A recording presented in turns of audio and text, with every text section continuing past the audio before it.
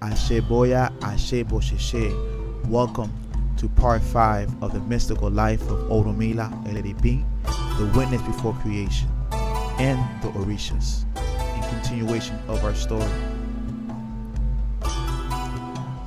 As they awakened in the next morning, the priests of Orunmila began their morning by doing ablutions and looking at the sun as they did the prayers and petitions, giving thanks to Olorum. They had a surprise visit by a person named Abo Ishokun, who was nearby the village. He decided to accompany them in their journeys to serve as a guide in the next commute to find the elder of the village. He prepared several branches and leaves and plants as a way to create an atmosphere of comfort and a way where they could sit down so that the noble woman could sit and appear and speak to them. Prepared with enough foods to endure in the long cold nights, they left the village of Igbo Bere.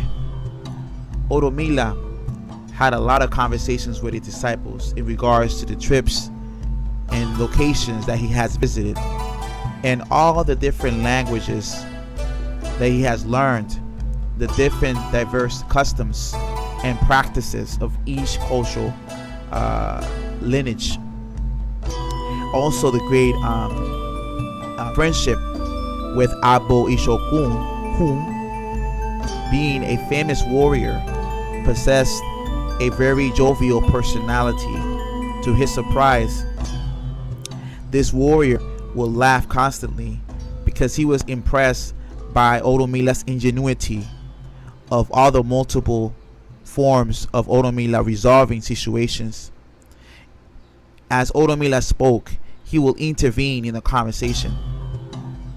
Igbo Bere, with his jovial character, also was giving titles to the names of the disciples of Orunmila. For example, he remembered certain responsibilities that his disciples were doing, and based on these deeds, this is the names that he gave them. For example, he named the first one Buademi, my drum, because he occupied the cleanliness of the clothing of the disciples in Orunmila.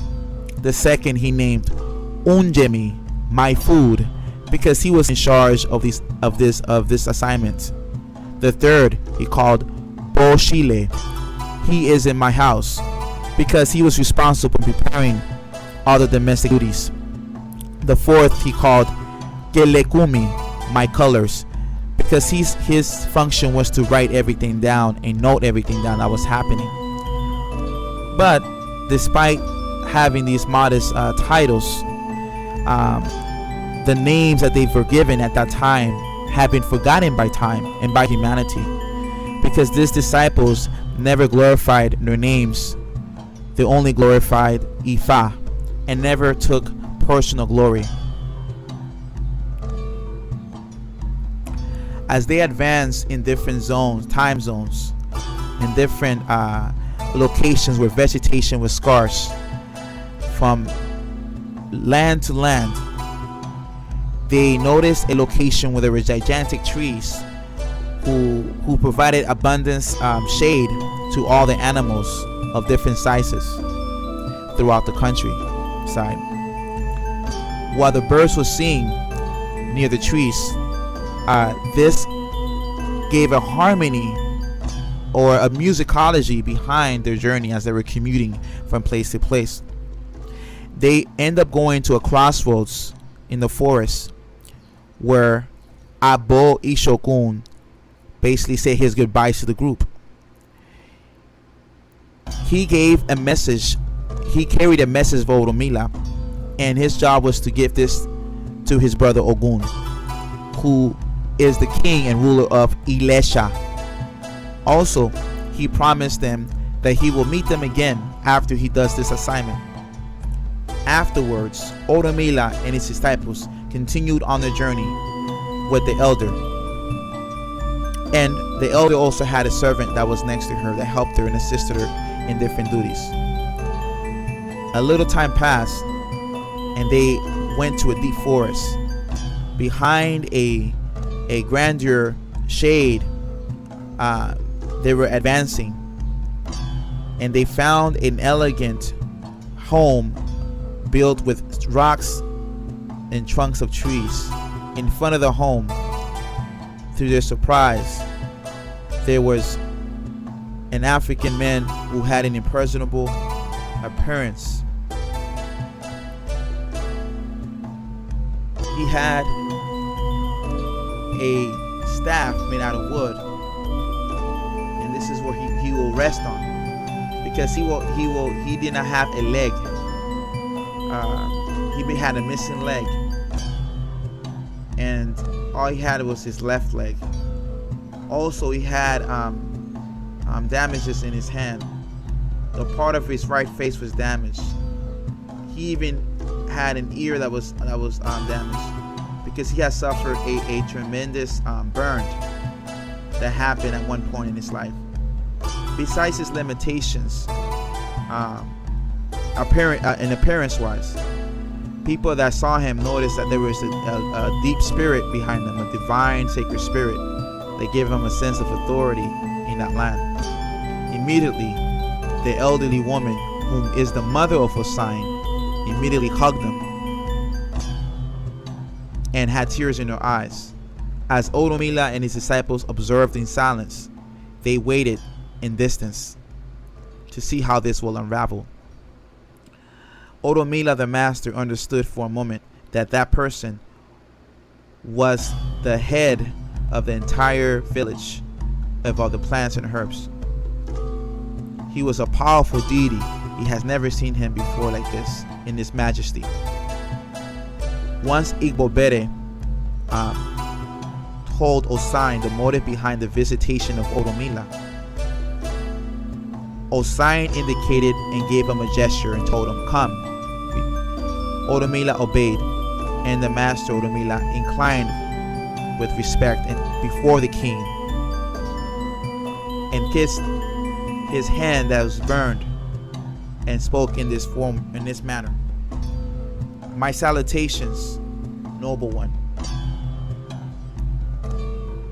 Benefit. Many are blessed who have the opportunity to be in your presence. Blessed be the paths that you walk in. May there be much prosperity for you and glory, so that the fame of your name can transcend time and space, in all the ages of time, that your name will be known, is my wish." After speaking this, he remained silent, looking at themselves face to face without fear. Hossein responded, "Glory unto you who have come in this land. May abundance come, and the wisdom of Ifa may be glorified. I've heard Shango has told me in a dream that I had last night. He told me the interpretation. Shango at first was very harsh with me in the beginning, and the disciples, he told me, with you were gonna come, and without doubt I obeyed God Olofi to have this meeting with you." He also mentioned, gave honor and renovation to the apprentices of the disciples of Orunmila, and told them, "Hey, come to my home." And they went to Hossein's house. They were there several days and were guided by the king of vegetation, in which inside his body dwelled a god. Orunmila and his traditional belief system combined, they've learned how to operate and work with different plants from the savannas, from the forests, from the swamps, and they were doing a lot of ceremonies. Osai permitted his children to facilitate and assist the priests of Ifa and taught them the rituals of this land. This is the reason why, to this day, the Babalaos, or disciples of Orunmila, as well as the children of Osain or Mosain, give honor and veneration to the forest when we work with plants. This is according to the traditional stories of Ifa in our lineage. Ashe Boru, Ashe Boya, Ashe Ibosheshe.